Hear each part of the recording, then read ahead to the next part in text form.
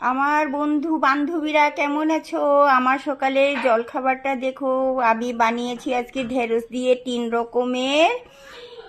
একটা হলো ঢেঁড়স কুচি কুচি করে কেটে, তারপরে একটা লম্বা লম্বা করে কেটে, তারপর একটা ঢেঁড়সটাকে আমি দই দিয়ে গ্রেভি করেছি।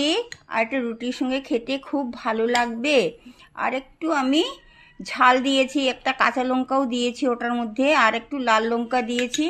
আর এটা আমি শসা দিয়ে, শসাটাকে ক্রাশ করে সেটার মধ্যে ধনে পাতা আর একটু দেখুন তিল, ভাজা তিল দিয়ে একটা রুটি বানালাম। আর ঘি দিয়ে ভাজলাম। আর একটা কলা, কলাটা খাবেন, কারণ রোজ একটা কলা খাওয়াটা ভালো, কারণ কলার মধ্যে যা পুষ্টিকর আছে, প্রোটিন প্রচুর মাত্রাতে কলাতে প্রোটিন আছে।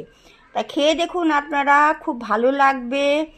আর খেয়ে বানিয়ে দেখুন। যাদের বাচ্চারা যদি শশা খেতে ভালো না বাসে, তাহলে রুটির সঙ্গে এভাবে ক্রাশ করে আটার সঙ্গে মেখে রুটি বানিয়ে দিন, খুব ভালো করে খাবে। আর গ্রেভিটা, আপনারা ভালো থাকুন, সুস্থ থাকুন। যদি আমার রান্নাটা একবার বানিয়ে খেয়ে দেখুন, আর যদি ভাল লাগে তাহলে আমাকে কমেন্টও করুন। আমার খুব ভালো লাগবে কমেন্ট করলে।